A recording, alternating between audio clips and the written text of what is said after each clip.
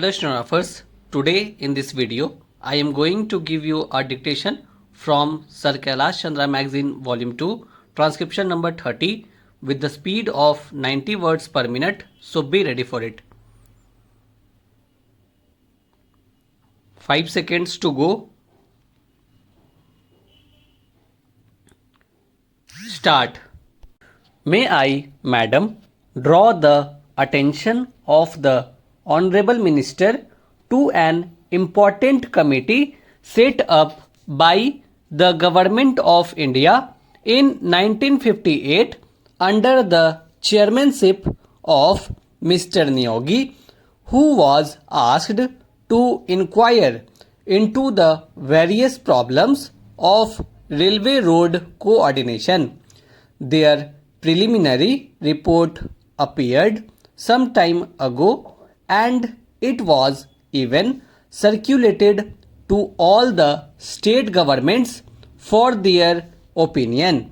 But to my regret, I have to say that the work of this committee has been very much hindered as a result of the indifference and, may I say, callous negligence on the part of the state governments as well as on the part of the ministry concerned in taking up this question and in pursuing it so that we may be able to have a clear and comprehensive picture of the transport situation in the country.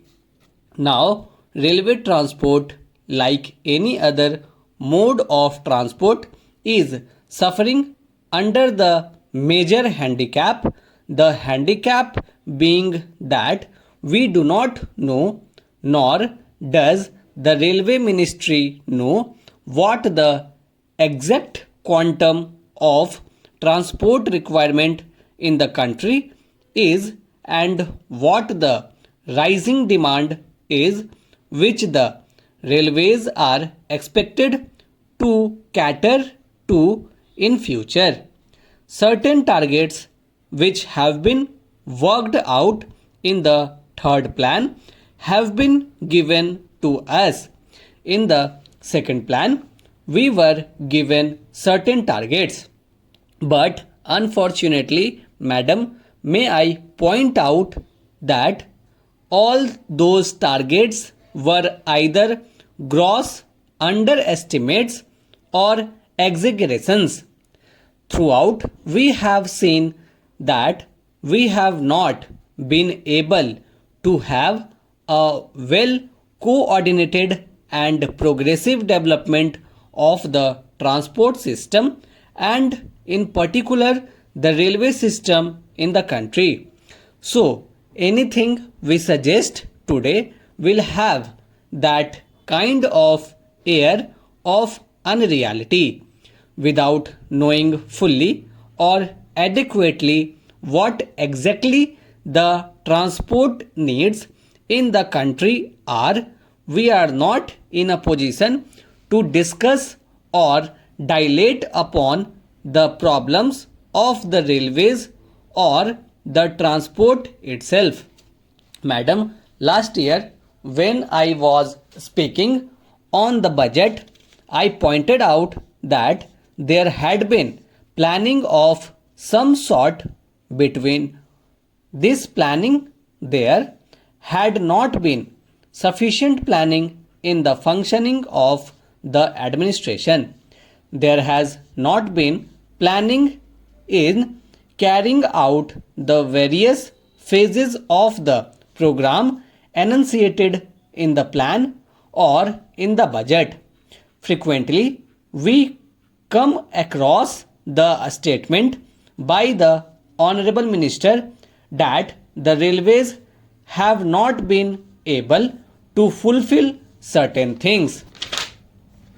I went through the pages of the budget papers and also the speech of the minister.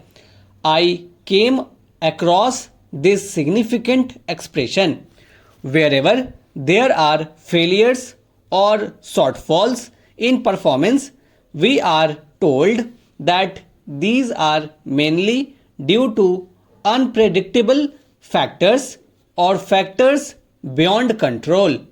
I do not think that some of the factors which my honorable friend would like us to believe that they are unpredictable or uncontrollable cannot be anticipated. For instance, I may draw the attention of the Honorable Minister to one important fact, that is, we have been supplying since some time past empty haulage for a long distance to collieries, to steel factories, and so on. We are told that this empty haulage is unavoidable, that we have to find empty wagons to steel factories and collieries to carry raw material or perhaps coal and the like. So, for a long distance, we find wagons going empty. But if there had been a research cell, an organization in the ministry to find out ways and means of utilizing these wagons fruitfully by avoiding bottlenecks in between, we could have solved the transport difficulty to a certain extent. I do not want to be told by the minister that this is a physical impossibility. Even in the advanced countries of the world, every movement of wagon, coach, and engine is planned before it is put into operation. It is unfortunate and tragic that in this country, after a decade of planning, we have not been able to think in terms of planning while executing the works. Now, in regard to some of the general problems of the railways, I would say first of all that the rise in demand is so great that we have to be prepared to provide not only adequate but also effective transport facilities to our people. I need not tell the House that the railway transport system in general is greatly dependent or interdependent on the general economy of the country. But during the last one decade, there has been one significant factor that has to be appreciated, that is, the demand for transport is increasing at a faster rate than the rise in the national income or the rise in production in any sector or in any industry.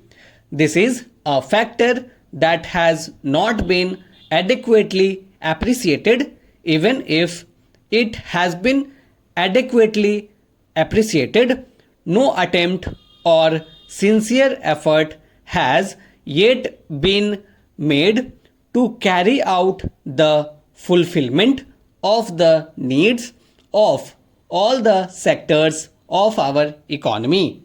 Stop.